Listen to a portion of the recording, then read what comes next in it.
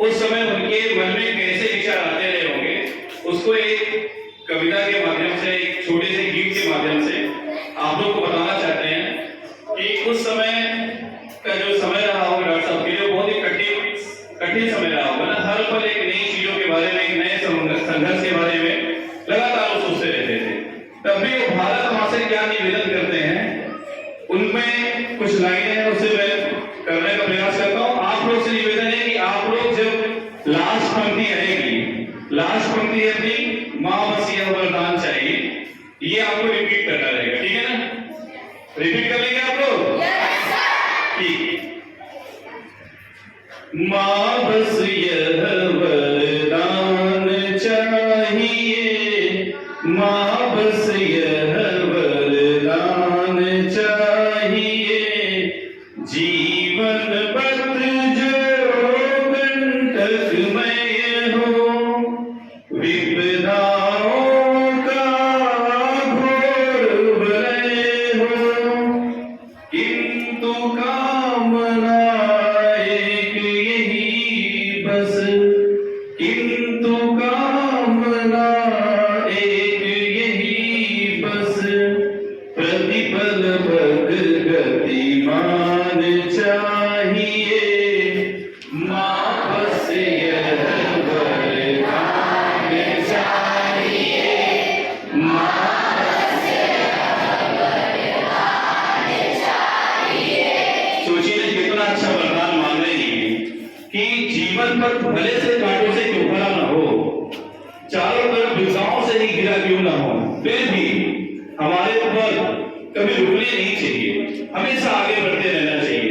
ऐसा वरदान भारत माता से कौन मांग रहे हैं? डॉक्टर साहब मांग रहे हैं।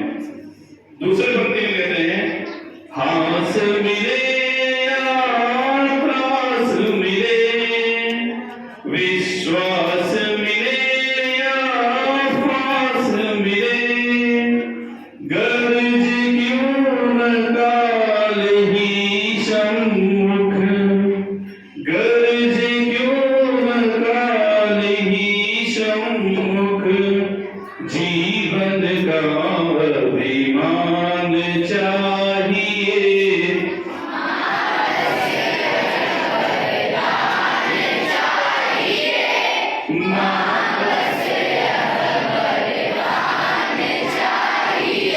दूसरी पंक्ति समझिएगा, हास मिले या त्रास मिले, चाहे मुझे हंसी का ही पात्र क्यों बनना पड़े, चाहे मेरा ऊंचा नाम हो या मुझे हंसी का पात्र ही क्यों न बना दिया जाए, फिर भी देश के लिए सब कुछ स्वीकार है मुझको।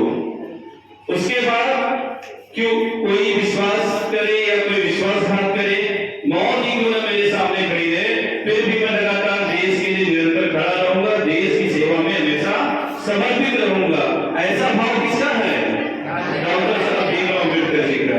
तीसरी पंक्ति में कहते हैं, जीवन के इन संघर्षों में, दुख कष्ट के दावानल में, तिल तिल कर तन जले न क्यों पर, तिल तिल कर तन जले न क्यों पर, होठों पर मुस्कान चाहिए,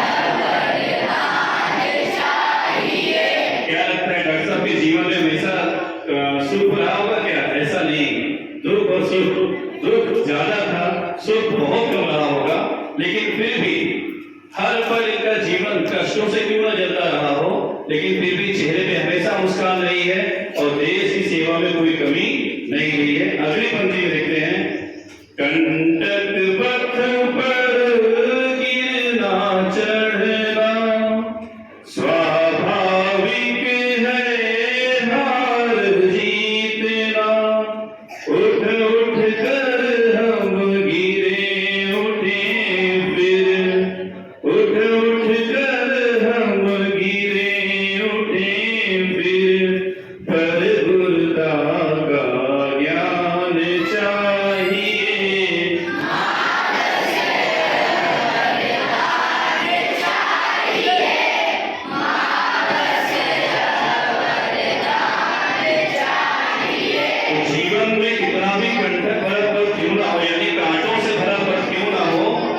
जरूरी नहीं कि हर बार आप जीते ही। क्या हर बार जीत जाते हैं क्या? नहीं, हार जीत जीवन का एक कोई एक पहलू है, लेकिन फिर भी उसमें आपको हार नहीं मानना है, लगातार आगे बढ़ना है। अगली पंक्ति में कहते हैं, मेरी हार देश की जय हो, स्वार्थ भाव का क्षण क्षण क्षय हो, जल जल कर जीवन दूं जग को, जल जल कर जीवन दूं जग को, बस इतना सम्मान चाहिए।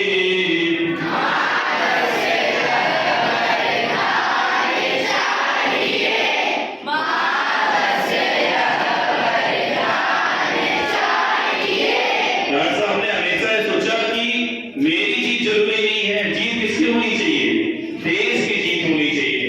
स्वार्थ भाव है, मेरे मन में कहीं भी स्वार्थ हो तो उसका क्षण क्षणिक हर पर उसका क्षय होना चाहिए, यानी वो हर पर निकलते रहना चाहिए। और जीवन उनका क्यों ना जलता रहे, लेकिन फिर भी क्या होना चाहिए? देश के लिए समर्पित होना चाहिए और उसके लिए उनको वो सम्मान मिलना चाहिए जिसके वो हकदार हैं। बस इसी के साथ अपनी कविता यही पे समाप्त होती है।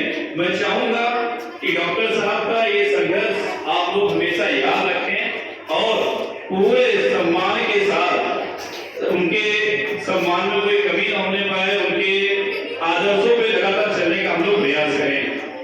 भारत माता की, भारत माता की।